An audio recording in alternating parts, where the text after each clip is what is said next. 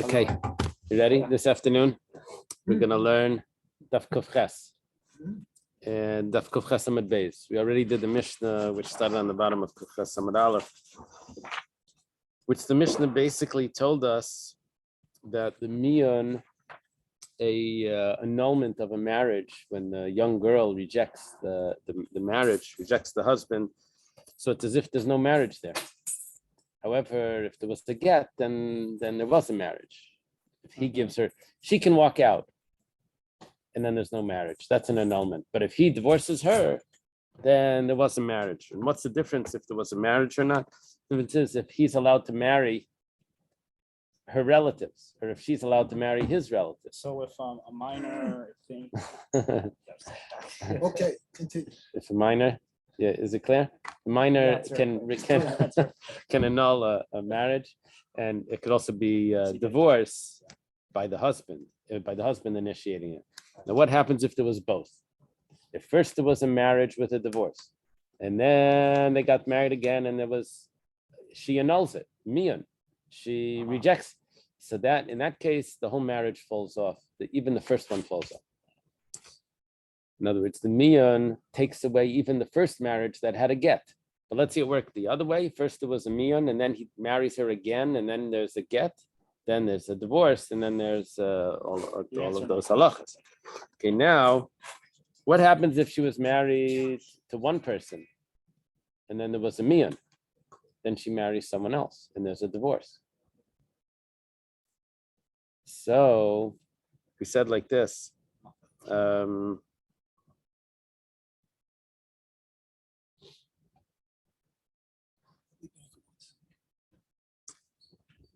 That if there's a divorce afterwards, she's not allowed to go back to the first husband. The one that she did miyan on.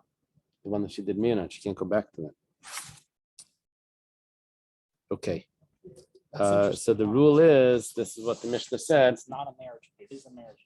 It's somewhere in the middle. Right. Right. It's a little confusing that. Whatever the case is, that if there's a get after miyan, then she can't go back. If there's a miyan after the get, then she could go back. Okay, now, Which stuff are we on? now we're on Kuf Ches Amud Beis. That, But then we had an interesting case, 108b. Oh, Then we had an interesting case where she goes from husband to husband, about 4 husbands, and this one she does miyan, this one she does a get, this one does miyan, this one. And we concluded that she's allowed to go back to the ones that she did miyan on, but she can't go back to the ones that ended in a get. Right? So now we start the Gemara. Gemara says, based on what we learned before at the beginning of the Mishnah, Alma, we see, Asi miyan u'mevatel get, that the miyan annuls the marriage, and not only that, but it takes off the get that happened before. Not only was this marriage annulled, but the miyan now tells me that if there was a previous marriage, that also wasn't a real marriage, because it's proving that she's a child. For a mini, we have a contradiction. It says,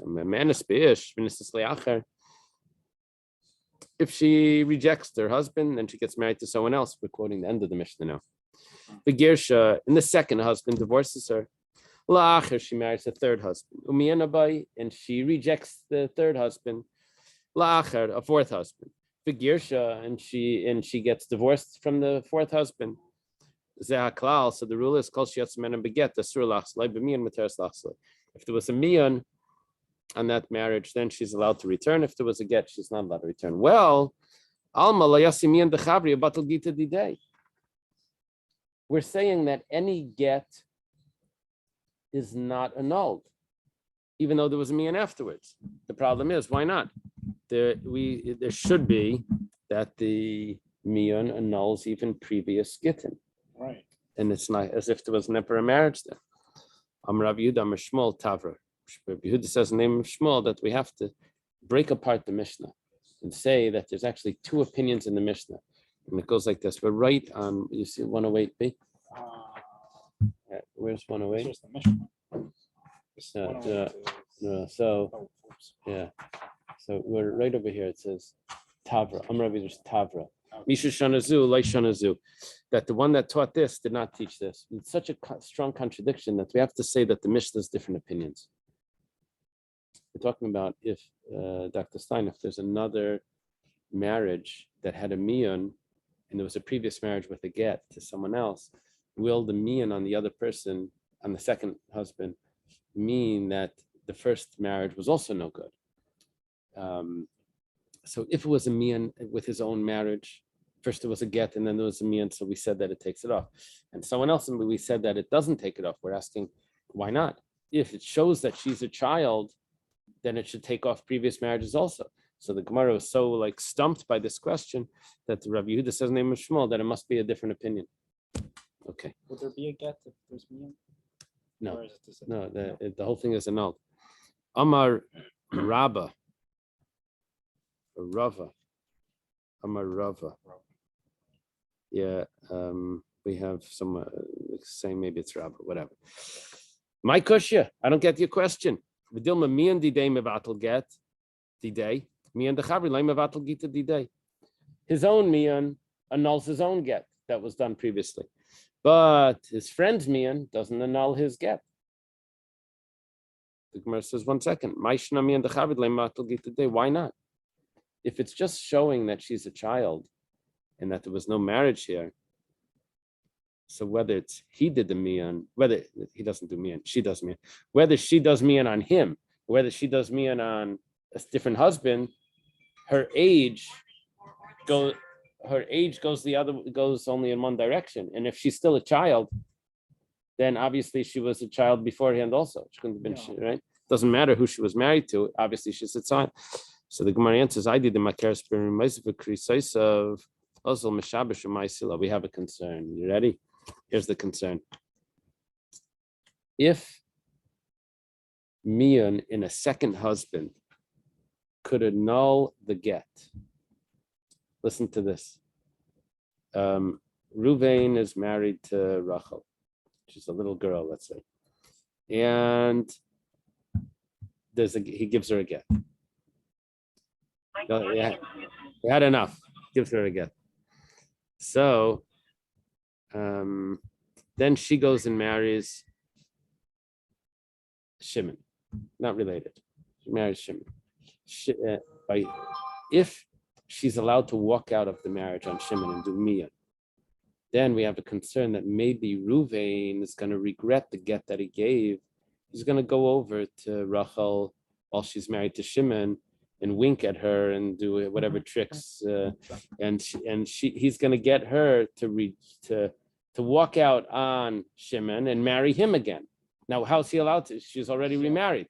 Don't worry about the fact that she's married, because Miyun not only annuls this marriage, but it will annul the get as well. So if we would allow Miyun to annul a get from the first husband, then we have a concern he's going to go to her while she's married to someone else and get her back. Not to be with her, but to annul the. And it will be an annulment. She'll walk out. Gemara says, 1 second. If you're going to say that, then you're going to always have this problem. So take a look at it like this. She was married to Ruvain. She got divorced from Ruvain. She gets remarried to Ruvain. She does Miyun. She walks out on Ruvain. Then she goes and marries Shimon. She's allowed to go back to Ruvain because she was never married to Ruvain, because the Miyun annulled the whole thing. She's allowed to go back because that marriage ended in a Miyun. 1 second.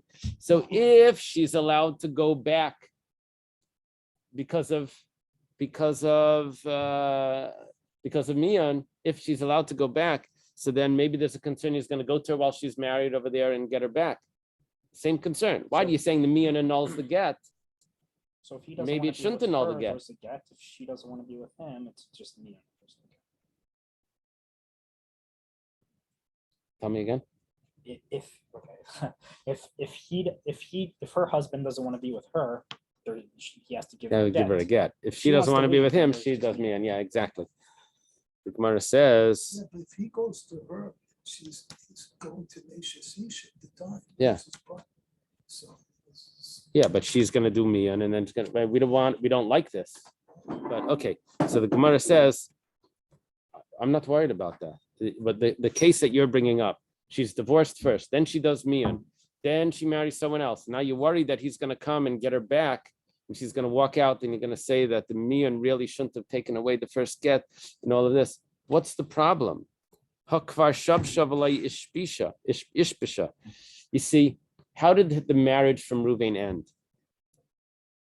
She walked out on him. That means that he tried to get her back, and she said enough is enough.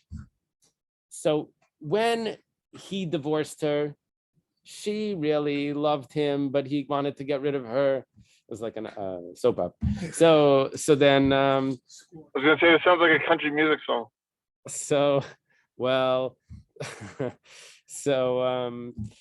So then maybe he's going to be able to get her back. He says, look, I really feel bad what I did. I divorced her, whatever. Come back, please. So maybe she'll walk out on Shimon, because remember, she wanted to stay married to him. And she'll go back to Reuven. But if she already had walked out on Reuven, he's going to go and get her back from Shimon. He didn't divorce her. She walked out on him. She had enough. Okay, so that's no concern. Eli Kasha. Who's the guy with the sunglasses? The cover guy. Where is he? He's in the car. Who's the guy? So he's on his way over to Shul. Eli Kasha, the Chavri Kasha. You don't want to hear the question. If there's a question, the question is the following. It goes like this. Mi and Abai, we quote the Mishnah. Mi and Abai v'echzira. She walked out on the marriage, and then he took her back. Nasan laget, but then he divorced her.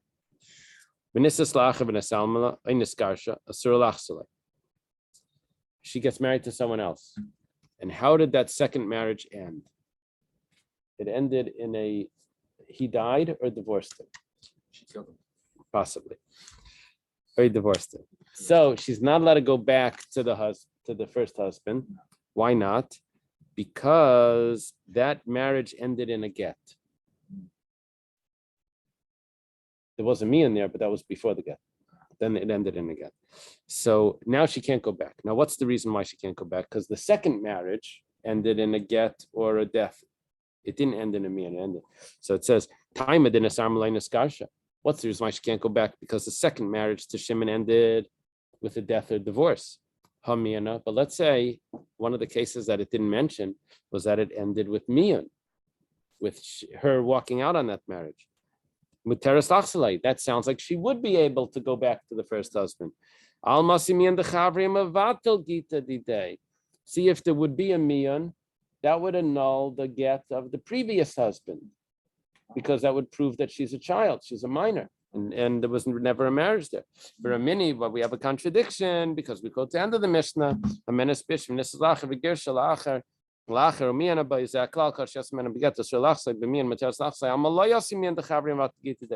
the end of the Mishnah that says if there were multiple marriages here, one ended in a miyan, one ended in a get, one in the miyan, one in the get, that the ones that ended in the miyan, she's allowed to go back to, the ones that ended in the get, she's not allowed to go back to. You see that the miyan doesn't annul previous gittin, but you said before that the miyan does annul previous gittin. Okay. Rabbi Lazar says, you're right, that's not a problem. Tavra, we're going to have to break apart the Mishnah. In Misha Shanazu, we're going to have to say that the Mishnah is taught by different teachers, and it's quoting different teachers in the Mishnah. Ula says, I'm not so concerned about this. He says, she had so many gittin here, 3 divorces. It can't be that she's still a child. So because it appears that she's an adult already, she's already on her 3rd marriage, so we don't say that it's going to annul, a miyan is going to annul those gittin. Mantana, going back to what we said, that there's different Tanoim that are teaching this Mishnah, who would that Tana be? So I'm Rav Yehuda Marav. Rav Yehuda says the name of Rav, Maidiksiv. What's the meaning of the pasuk? Meimenu bakesef shasinu. Our water we drank with money. It means we had to buy water. Oh my gosh, it's terrible, right? Zephyr Hills. Eitzenu, our counsel, the Mechir Yavayu. Eitzenu maybe wood. Wood. Does it mean wood or counsel? It says wood. Wood. Wood is the wood we had to buy for a price. We got it with the price. What happened over here? B'shas sakana meimenu actually means our Torah. It says water, but it means Torah. What happened was b'shas sakana nispaksha halachazu. There was a time of oppression, persecution, and they had this question. Let's say the first husband divorced her, and the second husband she walked out with Mion. Mahu shetach l'rishon, is she allowed to go back to the first husband because the Mion will annul a previous get, possibly. Depends. So they hired someone to sneak into the prison. They hired him for 400 zuz. That's I guess 2 years' salary. B'sholos Rabbi Akiva Beis Asurim, he snuck into the prison. He asked Rabbi Akiva in prison. Vasa Rabbi Akiva says he's not allowed to go back to the first husband because we say that a mion is not of one person is not mabatal the get of the previous person. And they also sent as Rabbi Yehuda ben Beser ben Netzivan. They sent someone all the way to Netzivan, which is somewhere in Turkey, probably Vasar. And Rabbi Yehuda ben Beser also said it's prohibited. Rabbi Shmuel bar Rabbi Yosi. Rabbi Shmuel bar Rabbi Yosi says, Lezu lo yitzrachno. We did not need to hire someone to go ask Rabbi Akiva this. This is obvious. If Mion annuls a marriage to the extent that you have a married woman that without a get is now able to marry someone else, Mion is so powerful. So should it not allow her to go back to a previous husband, which is only a negative prohibition? I mean, she's divorced from the next husband. She's not a married woman. She wants to go back to the previous marriage that was through Mia. Yeah. Right. So can she go back? She either divorced or walked out on that. Okay. So is she allowed? Let's say she walked out on the second marriage. That was our question. So she for sure should be allowed to go back to the first husband, which was only a negative prohibition. Yeah. Ram, however, in truth, Kach shalud. But the real question was that they had to hire someone to go into the prison. Was hooray? Okay,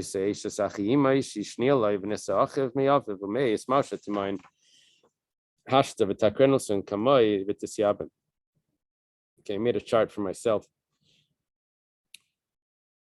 I just put it on the side of my Gemara. But basically, you have a father and a mother. They have a child. Okay. Yeah. So far, there's nothing complicated. Little kid. Today, Oh yeah, that's complicated. They have a child. Two fathers have a child. No. A man and woman have a child. Right. Yaakov and a mother. They have a child. Okay. It's easy. So far, it's easy. Simple. You know, it's Yevamos.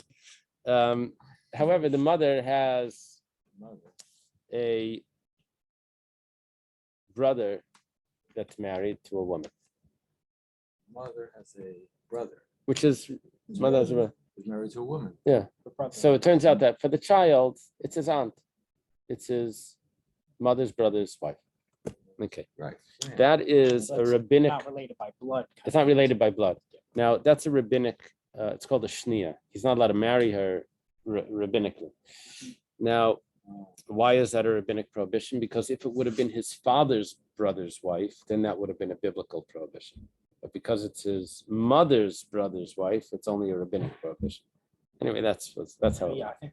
Okay, now, turns out that marriage ended with the uncle. Now she's not married to him anymore, but she does end up marrying this fellow. Remember, he had a father and a mother, right? So his father had a previous marriage where there was a child, another son. She ended up marrying this child from the father's previous marriage. So she ended up marrying his half brother. Yeah, it's not her half brother; it's her nephew's. Her nephew's half brother. Yeah, because she was related to his through his mother. the brother, the uncle. So she's married now. She gets married to her nephew's half brother. Well, the half brother passed away. So now What kind of there's story is Yibam. this? He's half brother, but it's for the father. That's a mitzvah of Yibam. So he should marry this girl. The only problem is that she was previously married to his uncle, his mother's brother. Now that which makes it a rabbinic prohibition for him to marry. Okay, so that's a problem. But the one key point to the whole story is that she's a child. She's been through a lot, but she's a child. So she can really do mian. So should she do mian now, after the death, somehow like walk out on a marriage that doesn't exist anymore, and he'll be allowed to do yibam? So do we say that she can do this? You want to see this again? Here was the question. She was the wife of the mother's brother, which is a shniya. Shniya means and she marries the brother through the paternal brother, his paternal brother. Mace, and then he dies. The brother. Marsha Tima and Hashta. Should she do mian right now? Mian on the first marriage. V'takrino l'nesuin kamai. Get rid of that first marriage that's messing up the yibam. V'tisyabim.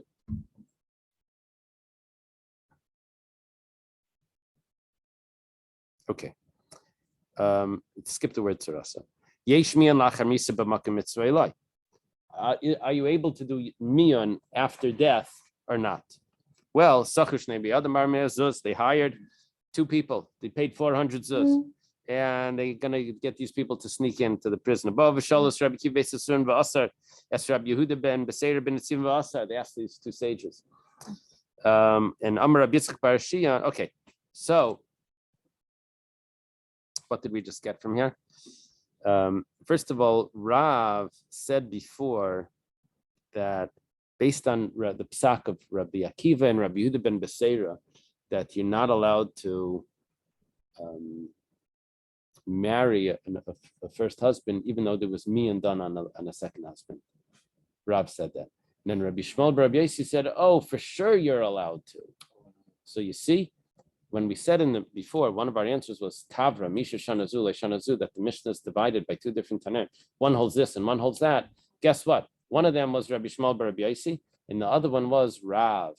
And Rav is considered a Tana, even though he's not on the chart of the Tanaim, he's on the chart of the Amirayim. But according to this, Rav is considered a Tana. He can argue with Rabbi Shmuel Rabbi Yossi. Okay. He wasn't really arguing with Rabbi Shmuel Rabbi Yossi.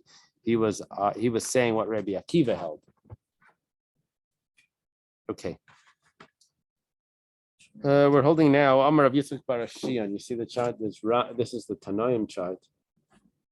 We don't have Rav on it, but if you turn over here, Rav is right at the top. So now we're saying that Rav really belongs on the other chart. Amar Rav Yitzchak bar Shian, Amayda Rav shemateres la'achiv shel zeh shenesra alav.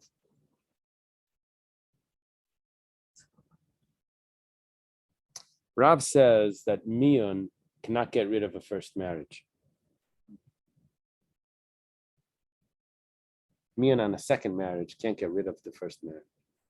It doesn't take away the first marriage. And one of the reasons for that was that maybe the first husband is going to go to the wife who he divorced, go to her and wink at her and convince her to come back to him. And if she walks out on the second husband, that would annul his get as well, and she'd be allowed to return to her first husband. So we had a concern about that. Okay, so Rav says it doesn't work. But what about if she wants to go back, if she wants to marry his brother? And she walked out on the second husband. Will the mian, I know it doesn't annul the get that she should go back to the first husband, but maybe she'll be allowed to marry his brother. Maida Rav, she is allowed to. Gemara says, Pshita. We have no concern that the brother is going to go over to her and tell her to get out of that. He doesn't even know what makes her tick. He was never her husband. Well, maybe we can make a gezerah. If she's allowed to marry the brother, maybe we're gonna say that she's allowed to marry him also. So kamash malan that we don't make a gezerah and she's allowed to marry the brother. V'ikadamri, there are those that say this a little different. Just like she's forbidden to the husband, she's also forbidden to the brother. Gemara says, why? But Ina Makeres.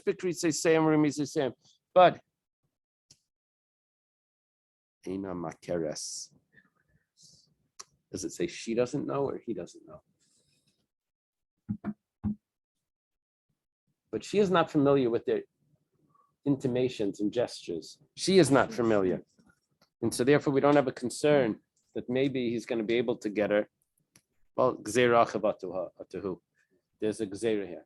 That maybe if we allow him to marry her, then the brother's also going to marry her, and the brother was the husband, and the brother divorced her, and she's not allowed to go back to a husband that was divorced, and especially here because he may want her to come back and have her do mian. Okay. When it says Aina Makeres, you're talking about what you said before. He'll go Somehow get her back. Yeah, that's by the brother, but by the husband, she will know. Yeah. Okay, you have a new Mishnah. Listen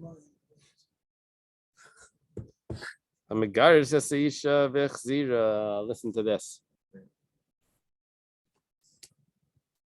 This is going back to like the first chapter of Yevamos. If a man marries a woman, at the time that he marries the woman, so there's potential that he may pass away, and the brother is going to end up marrying that woman. Oh, like unless if there's children, let's say, yeah. Well, he ended up divorcing her. So now it disqualifies. None of the brothers can now marry her. Well, he married her back. Ooh. And now he dies. Okay. Because the marriage had ended in a death, it annuls the original get. It doesn't really annul the original get, but the prohibition that the brothers would have had. The brothers do yibum, and that's what we're saying. Muteres liyabim. The brothers are allowed to do yibum, even though she was forbidden to them because there was previously a get. Right. But because there was a remarriage. That makes sense. So, which ended in a death. So at the time of the death, all there was just the mitzvah of yibum, which pushes off the prohibition of the brother's wife, right? Not allowed to marry the brother's wife, but unless it's a mitzvah of yibum, and there is a mitzvah of yibum. Okay. So if the brothers are all kohanim, it's okay. No, she's not a grusha. She is a grusha. You just said she's not a grusha. She's a grusha, but that grusha aspect did not leave her with a prohibition of marrying the brothers. It's a limited grusha. We don't. New category. Rabbi Lezer says no, it's prohibited. Here we're going to get 4 reasons in the Gemara why. Someone that divorces a Yisaima. Now, the Yisaima was a girl that was married off by her brothers and her mother. Okay, because she was an orphan, young orphan. Muteres liyabim. He divorced her and then he married her back. Muteres liyavam. She's permissible to the yavam. And Rabbi Lezer says no. Now, what would the issue be? The issue would be that he divorced her once. And maybe when he divorced her, then all the brothers are prohibited to her. Okay, Rabbi Lezer says no. What would happen if the father married her off? That's a real marriage. It's a biblical law. He accepts the father gets her kedushin money. When he marries her off, he is the one that sold her into the marriage, sort of like. And then she gets divorced. Who gets the divorce money and all of that? The father. Well, she's kiyasayma b'chayav. She's like an orphan during the life of her father. And the hechzira, then the guy marries her again. When he marries her back, that's only a rabbinic marriage. And because the first marriage was a biblical marriage, in the biblical marriage, by biblical law. It went off. It ended in a divorce, which leaves her prohibited to the brothers. The second marriage, which is a rabbinic law marriage, ended in death, which should make a cause for yibum, but that's not stronger than the biblical marriage, which left the prohibition for yibum. Okay. Amar Eifa. Eifa is the name of a sage. My time of the Rabbi Lazar, what's the reason for Rabbi Lazar that says that if there was a divorce and then a death, she's prohibited to the brothers? Because there was one moment or 1 hour where she was prohibited to the brothers. When was that hour? In between the first marriage and the second marriage, she was divorced. She wasn't allowed to marry the brothers. That moment when she's prohibited never goes away. Okay. Amalei Rabbanan Leifa. The Rabbanan say, if so, chalitza nami leitibai. So why does she have to do chalitza? I know she understands she can't do yibam. Why does she have to do chalitza if she's prohibited to the brothers? Maybe you'll say you're right. She doesn't have to do chalitza. But they said in the name of Rabbi Lazar that she does do chalitza. According to you, she shouldn't do chalitza. Elam Mareifa. Rather, Eifa says, Rabbi Lazar, la yadana my time. I give up. I don't know. That's the whole what Eifa contributed to this. Amar Abaya, we'll see it's not so simple because they're going to take what Eifa said. Abaya says, we had this discussion before. What causes the attachment to the brothers? Is it the death or is it the marriage? If it's the death that causes the attachment to the brothers, at the death, okay, she's now in front of the Yavam and the brothers can marry her. But if it was the original marriage that caused the attachment, then we have a problem. So because we don't know, so we have to do chalitza. That's a taking what Eifa said and adding a little spin on it, and that with that spin we're able to say why chalitza is required, because there's one point over here that we're not sure about. Rava says, no. The death of the husband is what causes the attachment to the brothers.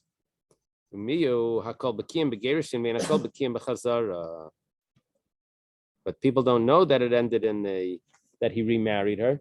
People only know that he divorced her. So therefore, Rabbi Elazar says, people don't know that there was a remarriage when he died.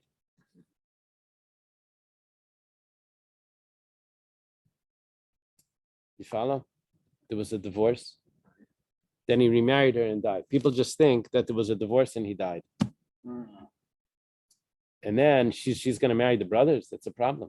Yeah. The Gemara says, Adrabo. On the contrary, Chazar keeping the Yasva to say it's like Kala. But 1 second, everyone sees them together. So that should make not the brother. Everyone sees the husband and wife together before he died. Yeah. So what's the problem? Yeah. The Gemara says, Mila Yaskinan da Hadra Borta Veshacha B'Tzafra. Are we not dealing with that he married her in the evening and and he died in the morning? No one saw them together. What about the wedding? Second marriage, short, quiet wedding. Okay. It was Friday night. You know how they did the old wedding. She used the shotgun. Ravashi Amar. Yeah, the shotgun was saying how not shotgun was saying that someone wanted a shidduch. He said she's a widow. Like they felt so bad for her. Turned out that she had a miserable divorce, and the guy ended up dying subsequently. But she was not a widow. She was not. it was. So anyway, that's what happened over here. Except over here, she was remarried, and she really was a widow. Okay. Ravashi, Amahaina time of the Rebbe Lazar, the Gazar Hani Mishum Yisaima B'Chaye Be'Chzira. There's another issue over here. You know what's happening? It was the problem of Yisema B'chaye Ha'av, where there was a biblical law marriage where the father married her off. Then that ended in a divorce. After that, he remarries her according to rabbinic law, where the father doesn't take the money, it goes to her. And then he died. So the husband died. The brothers are not allowed to marry her because there's a biblical marriage that ended in divorce. In the rabbinic marriage, that causes a yibum, but it doesn't knock off the biblical law that she's forbidden to the brothers. So because of that, the same thing applies if he was married to her once and he divorced her and then he married her again, because it's so similar to the case of the father that married her and then divorced, and then the father that married her off, and then the husband divorced her and then married. Because of it there, everyone agrees it's prohibited. Rabbi Lezer says it's prohibited even in another case that's similar to that. The brothers married her off and then he married again. This also is logical, because it was taught in the Seifa.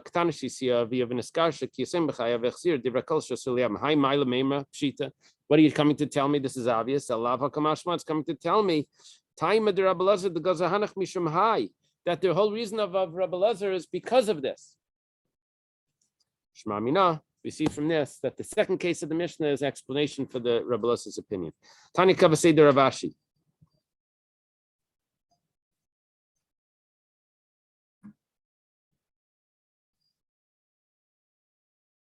Guess we'll leave it over there. Okay, we'll leave it here at the Tani Kavasei de Ravashi. We'll continue as it's Hashem tomorrow morning. Okay. Good night. Start at 7.